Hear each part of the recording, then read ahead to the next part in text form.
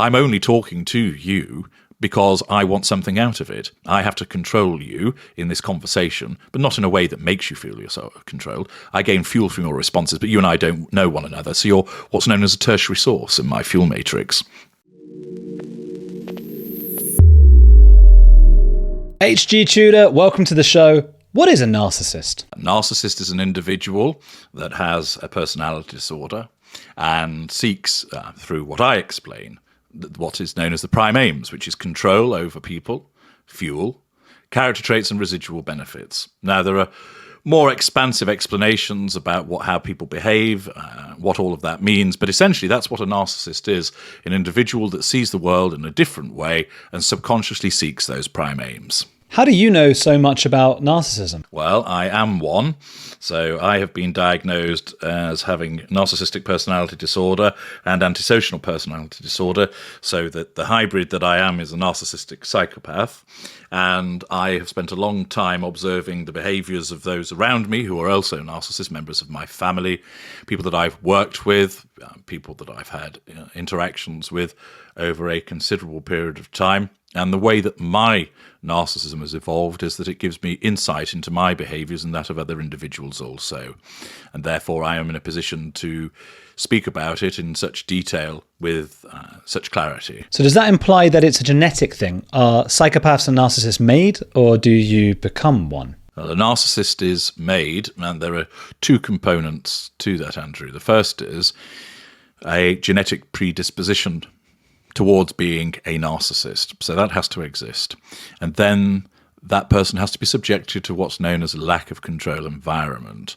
And that could be anything from being physically abused, emotionally not supported, witnessing a terrible and traumatic event, being told that you're fantastic and wonderful at everything when actually you're not. So you grow up in a gilded environment. Lots of different types of lack of control environment. So for the creation of the narcissist, one has the genetic predisposition, the ingredients for the cake, as I often explain, and then the environment, which is like the oven. And you need to be in the oven at a particular temperature for a particular duration of time with those ingredients, and thus narcissism is created. What was your particular oven like? My oven was a combination of three things, in effect, all of which lack of control environments. I was subjected to physical abuse, I was subjected to sexual abuse, and I was subjected to what I call grade B syndrome, which is basically you climb a hill and there's another hill behind it. So you score 2 goals, why didn't you score 3 goals? You scored 75% in an examination, why didn't you get 80%? So no matter what you achieve, it's never quite good enough. And so did you feel yourself changing then, becoming a narcissist? No. I've always known, for instance, that I've been set apart and different from people, but I don't actually recall there being a particular metamorphosis of me being something and then becoming the narcissist. In a way, I think, because of course there's a period of time that I just simply can't remember when I was so young, and that the process would have already started taking place. So I can recall certain events which I think, for instance, may well have contributed to what occurred. But in terms of how I felt, it wasn't a case of there being a before and after moment. So what's the difference between narcissism and psychopathy? And I gather you've got both of these. Narcissism is narcissistic personality disorder, and psychopathy isn't an actual diagnosis, it's antisocial personality disorder. So there are similarities between the two, but some of the key differences, for example, are that with the psychopath, there is the absence of anxiety. There is the processing of fear is different. There is also the fact that psychopaths can act as loners, whereas narcissists really do need other people. As a hybrid, I need fuel, which is what I describe, the reactions and responses of other people, which in effect fuel me, they power me. I don't need those as much as a pure narcissist does, so I can spend considerable periods of time on my own. With a psychopath, a lot of the time there is a prevailing boredom. So part of what I deal with is a delight in playing with people, drawing them in and making them mine, and then playing with them to alleviate boredom. I get bored very quickly by things. Do you feel like doing that with me? No, at the moment you're managing to hold my attention, so well done you. So, of course, I'm talking about myself, so that's quite a topic that I'm quite content to embrace. But with the psychopathy, it's very much both narcissists and psychopaths see people as objects. But there is narcissists have an emptiness inside of them, and they fight against it. And narcissists experience fear, and they experience anxiety.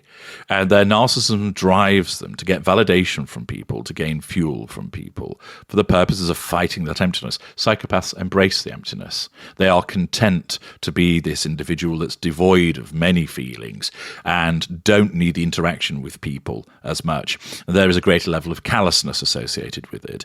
And I'm a hybrid of the two as narcissistic psychopath, so I need to have involvement with people for the receipt of fuel. I don't experience fear nor anxiety. I generally don't like people. I find that they get in the way, but they are there, and there's a lot of them on the planet, so one utilizes them to the best of one's advantage. But you're able to, I mean, we've already seen, you're able to have a laugh, and that's enjoying being around someone. Is that not liking someone? No.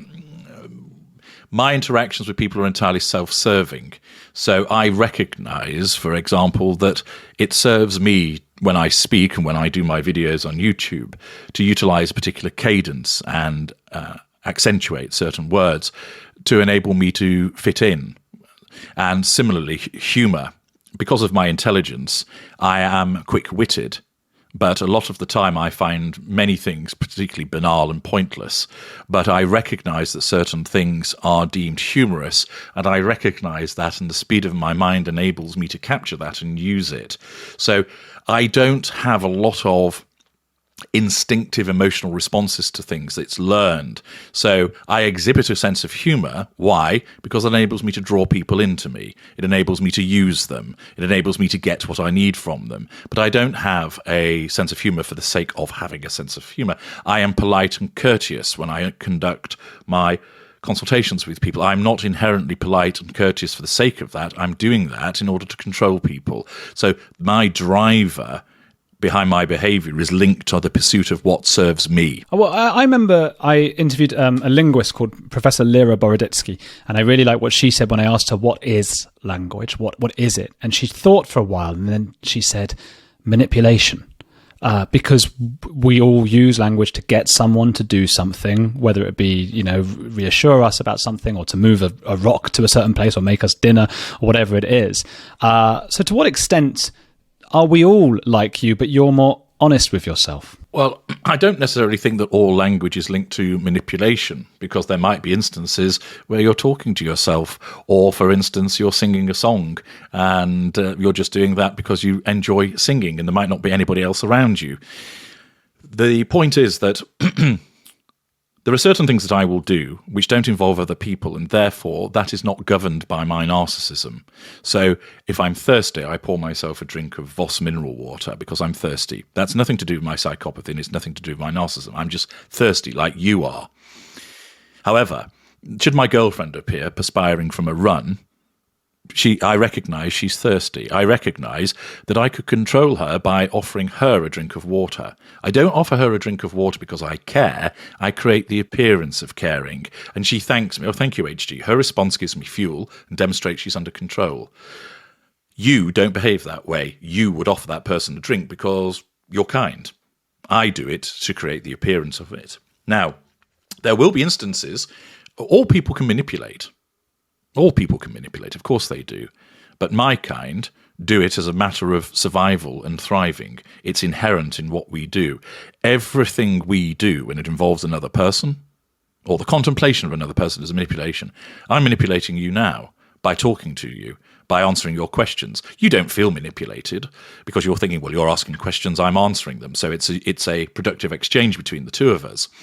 But for instance, I'm only talking to you because I want something out of it. I have to control you in this conversation, but not in a way that makes you feel you're so controlled. I gain fuel from your responses, but you and I don't know one another. So you're what's known as a tertiary source in my fuel matrix.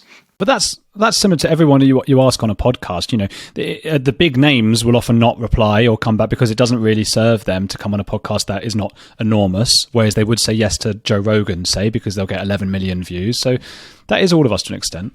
Well, there's a cost-benefit analysis of you've got so much time in the day, how can I best use that?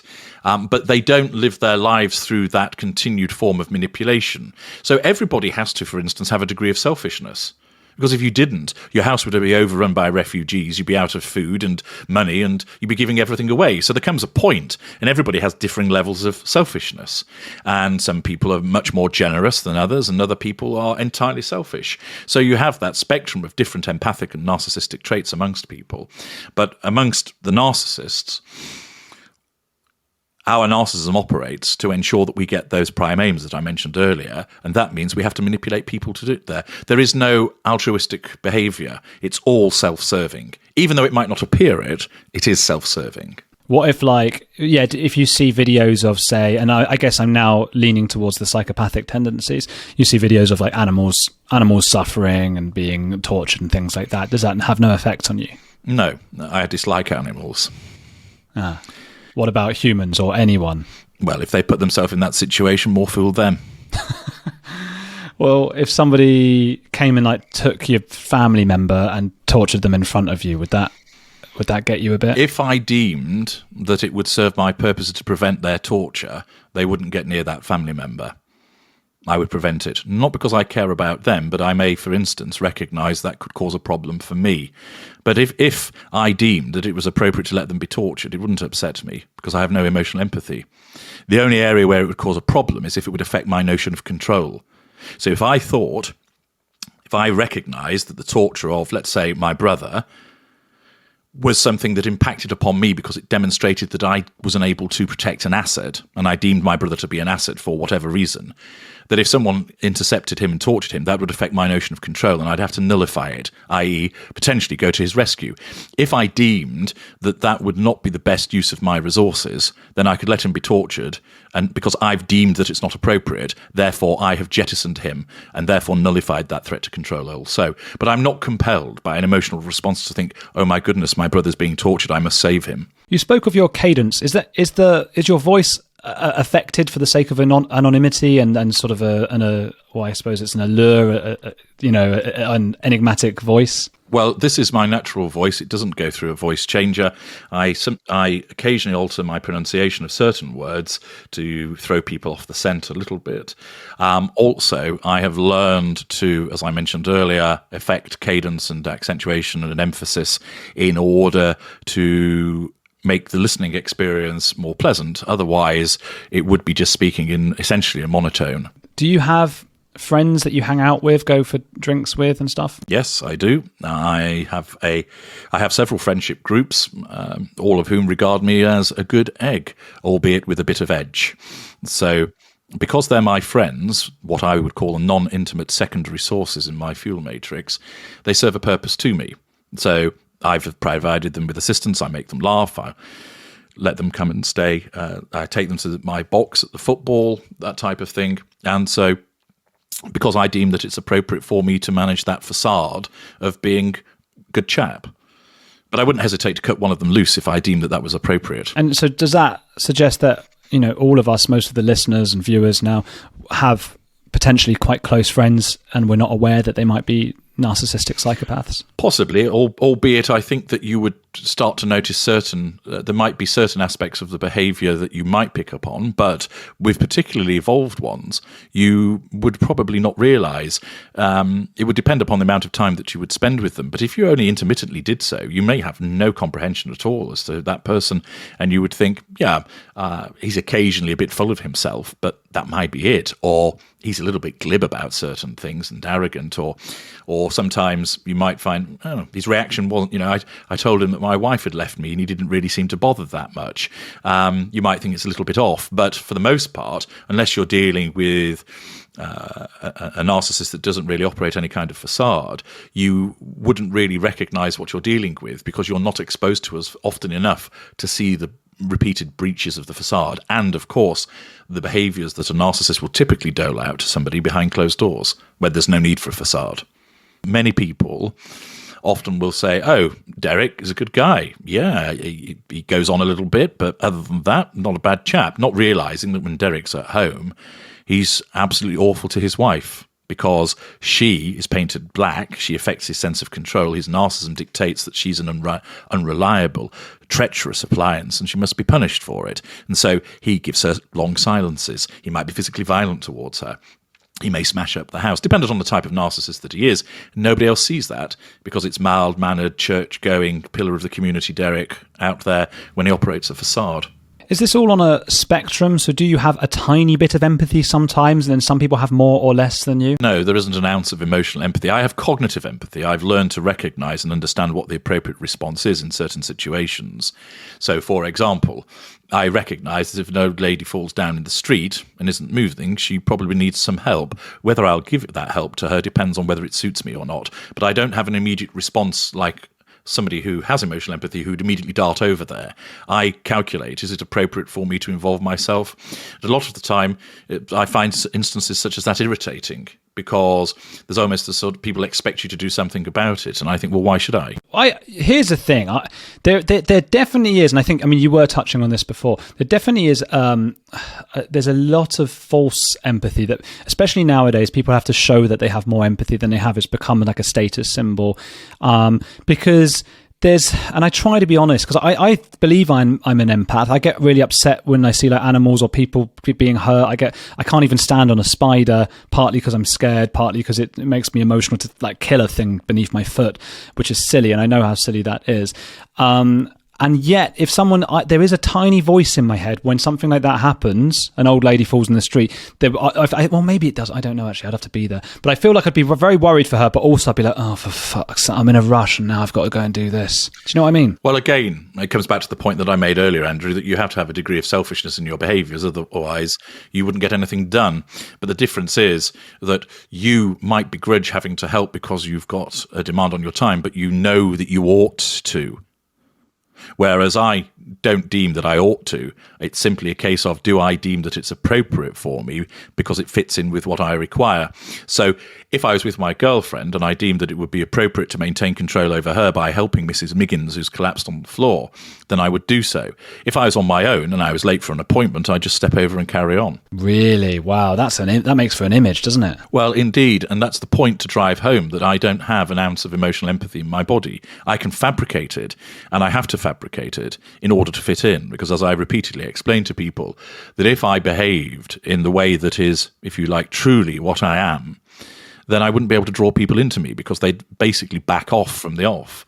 So if I was to I often explain, if I was meeting an attractive lady in the bar and I sidled up to her and said, hello, my name's H.G. Tudor, I'm a narcissistic psychopath, how do you fancy being my girlfriend so I can abuse you? She'd scream, throw a drink in my face most likely and run away. Well, I've just lost control of her. What an idiotic thing to do.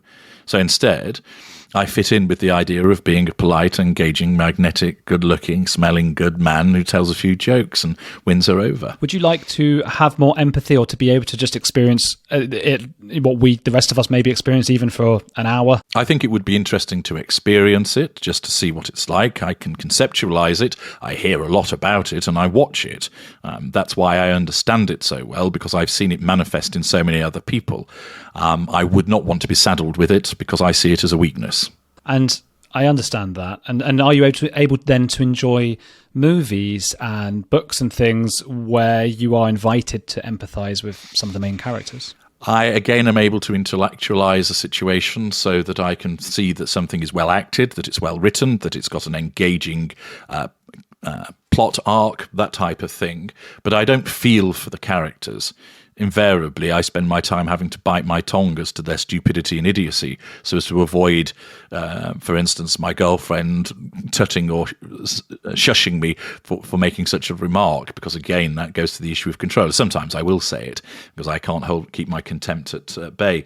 But for the most part, I don't root for anybody that's on the screen. I don't feel for them. But I can watch it and find it interesting, but I don't feel anything from it. I would say you're missing out. And not that you can do much about it, but it's a really, really beautiful feelings. It's almost indescribable. The feeling of rooting for a character and becoming emotional about a piece of art where you are invited to empathize with one of the protagonists or something. It's really something, and I wish you could have that. Well, I acknowledge your good intentions in that regard. For me, in the cold way that I evaluate these things, that I understand your upside to it, but I also see with those things that there's a weakness because it means you become attached to certain things. So, for instance, I can never understand why people keep pets.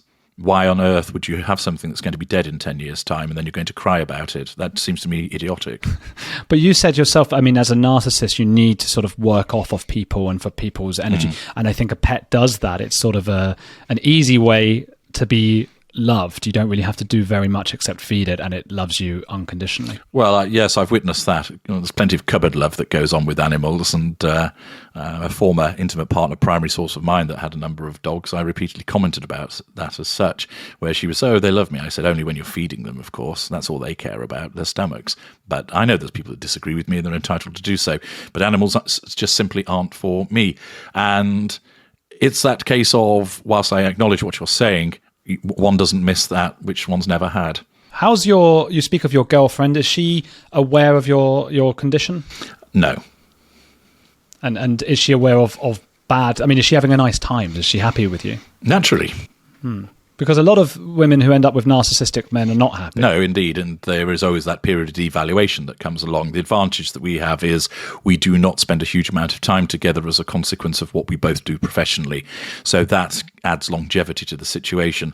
If we were with one another a lot, it's invariably the case it would go down that road off travelled where I would become bored, and therefore in order to reignite my interest, one then has to play. And that means invariably the devaluing behaviour. And do you wish that weren't the case, or are you just sort of, that's what's going to happen next? That's how one functions. I see.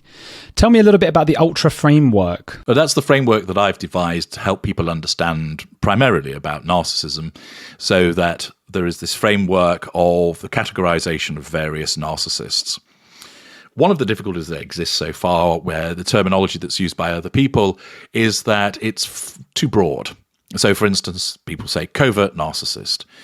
Now, it's helpful to an extent, but it's better to talk about covert behaviors or grandiose behaviors or vulnerable behaviors rather than a classification of narcissist.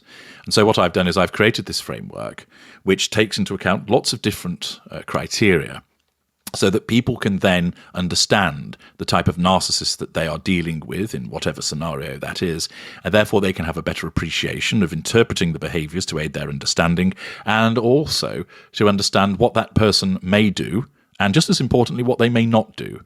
A lot of people are misled by fear and their emotional thinking that causes them to believe that the narcissist is going to do far worse things than they actually do. And that's not to diminish the terrible things that narcissists do towards people, but there are instances, and many instances, where I consult with people where they're led to think, oh, this narcissist is going to chase me to the end of the earth and grind me into dust. No, not necessarily. In fact, that's unusual for that to happen. So this classification basically has what I call lesser narcissists, mid-range narcissists, greater narcissists, and then there's me, the ultra. And then lesser, mid-range, and greater are subdivided into lower lesser, middle lesser, upper lesser A, upper lesser B, lower mid-range, middle mid-range A, middle mid-range B, upper mid-range, and then lower greater, middle greater, and upper greater. And there's all different characteristics and facets of behaviours that go with that. It's a particularly detailed lexicon for those various categories, and it really helps people understand. I'm not a psychologist. I'm simply giving you the worldview of me and my kind to help people understand. And are you quite common, your kind? Have I already asked that? You haven't. My kind, as the ultra, no, I sit in the category of one because there's nobody else giving this level of insight. So I know the immediate response is, well, that's rather grandiose of you to put yourself in the category of one. If you think that, so be it. But it is a fact. I'm relaying this level of information and insight, so that's my classification. So I'm an aware narcissist. There are other aware narcissists, they're the greaters, and they know what they are. They may not use the same terminology as me. They won't necessarily talk about fuel. They may call it something else, but it's essentially the same thing. And they know that they use people. They know that they manipulate people, but what they don't do is go around admitting it the whole time, because that's the act of an idiot. And why not show your face, I suppose that might be the act of an idiot as well. Well, several reasons. It's about the conveyance of the information rather than actually me waving my hands around on a screen and what I look like. My anonymity is very important because if the knowledge of what I am leaked into what I do professionally, it would compromise my need for control considerably, and therefore I must remain anonymous. You don't need to see me to understand the topic, and if I were to do that, I would be recognised, and then that recognition would cause problems for me professionally, and I don't want that to happen. It's quite unnerving interviewing you, and I think you're aware of that, of course, and you spoke of how you are manipulating me, and I wonder, because I can't see you right now, and that creates, I guess, another sort of power balance. Do you watch me? Have you been watching me? And maybe this is a stereotype of psychopathic behavior in particular, but are you dissecting my body language and thinking about ways to move me around? I'm not thinking of ways to move you around because the interview's progressing in an entirely satisfactory way to me. I'm, of course, watching you because the look in your eyes, your facial expression, your body language, combined with what you say, Andrew, and your tone, is all fuel for me. So I'm drinking that in. But as I mentioned earlier on, you and I don't know one another. This is the first time we've spoken. We had a very limited email exchange. So you're a tertiary source. So your fuel isn't that potent to me. However, I'm getting quite a lot of fuel from you because other than being physically present to you, I can see and hear everything else that's going on. But it isn't a situation where I think, right, I'm wanting Andrew basically to send me £500,000. So how do I maneuver him into that? Basically, you're asking me fair questions. I'm answering them for you. So my aims associated with this interview are being met. If I'm giving you that fuel, is it possible that I'm manipulating you? No, because you are not manipulative by nature. You will engage in manipulative behavior, as I mentioned earlier on. But the fact is, you're not consciously deciding at this juncture whether to give me that fuel or not. You just are. Now, if you decided that you were going to try and stay stock still, and then you wouldn't say anything to me whatsoever, then that would be a form of manipulation because you've decided that you're not going to give me any fuel. But the fact is, that's not going to cause me any major problems because after a while, I'll notice the expression in your eyes will change and you'll immediately give me some fuel and your mouth will move in a particular way. So it's very difficult for people to stay stock still and give no fuel. So you could stay silent, so you don't say anything, so there's no tone and no words. But, for instance, even if you tried not to do it and as I'm talking, you'll suddenly nod, as you just did then, so that you're comprehending what I'm saying. So you just gave me a little bit of fuel then. And if you tried to stop yourself completely from moving, you'd manage it for 20, 30 seconds. But then something would happen. I wouldn't want to do that anyway, because it would make for quite a static image. I guess, I mean... And this is the thing, I am into, we all manage our public impressions as well. And this is for a YouTube page. And I'm probably not exactly the same person as... on the screen as I am in real life. There's probably some slight differences, although I wouldn't be able to actually point out what they necessarily are. But when you talk of fuel, is it signs suggesting that I'm interested, that what you're saying is interesting me? That is fuel, but fuel comes in both positive and negative styles. So the fact that you, when you nod and when you go, showing that you're comprehending what I'm saying, you're taking an interest in what I'm saying.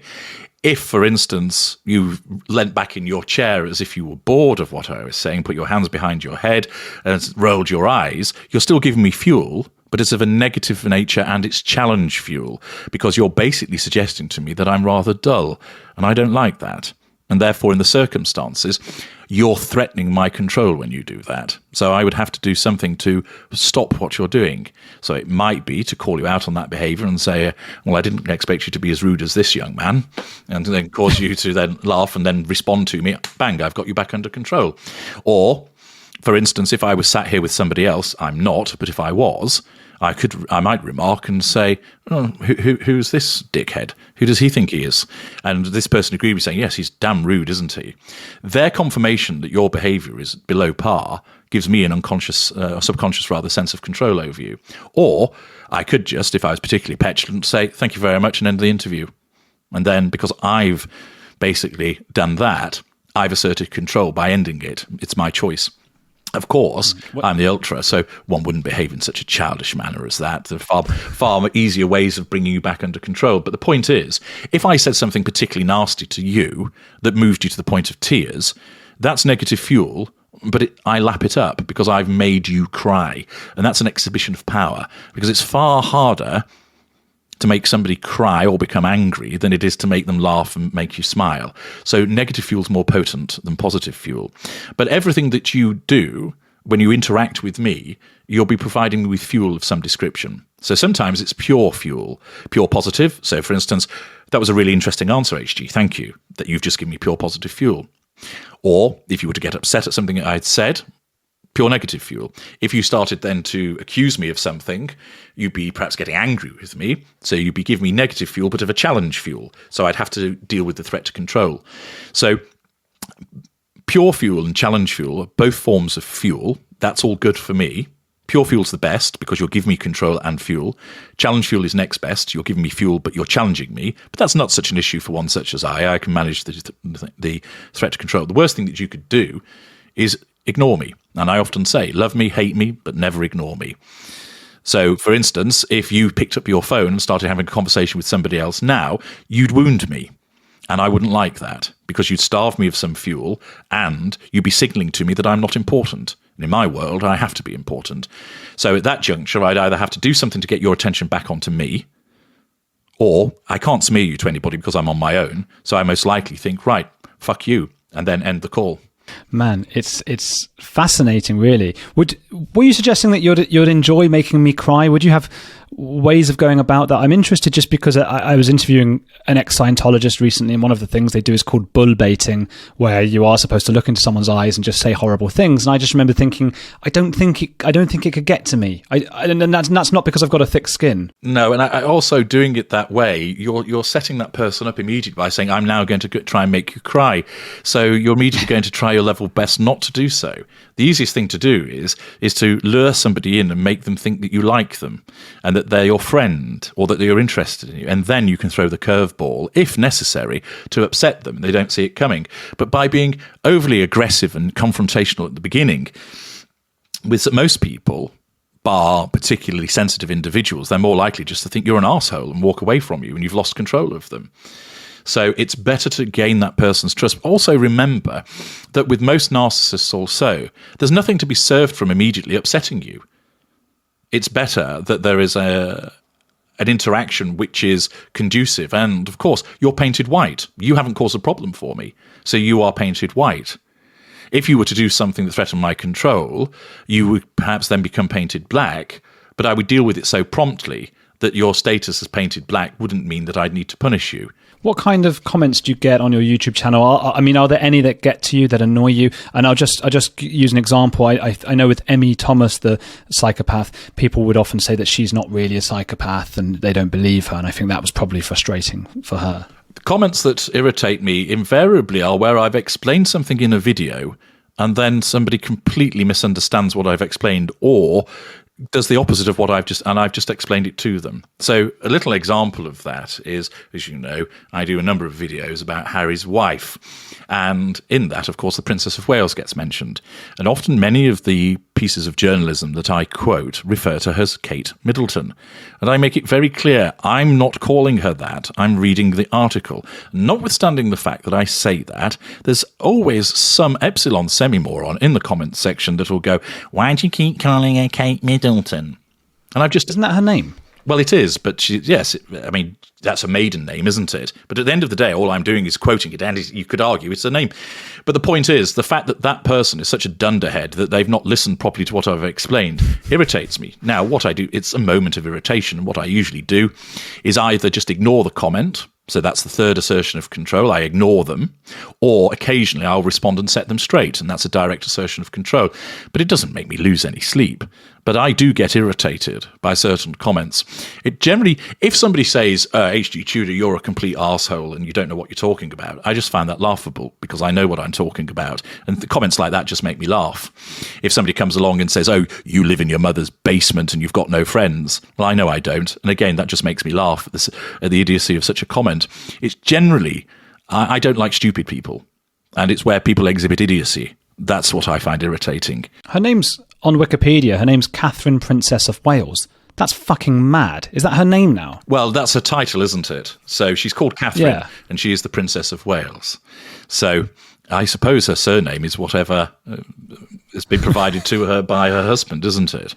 What the hell are their surnames? Is it Windsor or is she a Mountbatten as well? I'm not entirely sure. Fucking mad, that whole thing. I was going to ask you if you do have some sort of examples of very famous narcissists, and I suppose Meghan Markle is a good place to start. I do want to apologise in advance to those who do feel I've moaned myself too much about Meghan Markle. I've had a couple of reviews stating that, but this isn't my fault. This is that H.G. Tudor has done. No, we're not having any blame. Not having any blame shifting here, Andrew. Trying to put it onto me. Yeah. Well, those people who have complained about you moaning about her, then they really have failed to see the evidence of her behaviour. And individuals like that, there are some people that can look at it and realise they were wrong, but a lot of the time they're pretty dim-witted and they're in entrenched positions. I mean, there's lots of famous narcissists, of course. Continue watching that on my channel, On the Edge with Andrew Gold.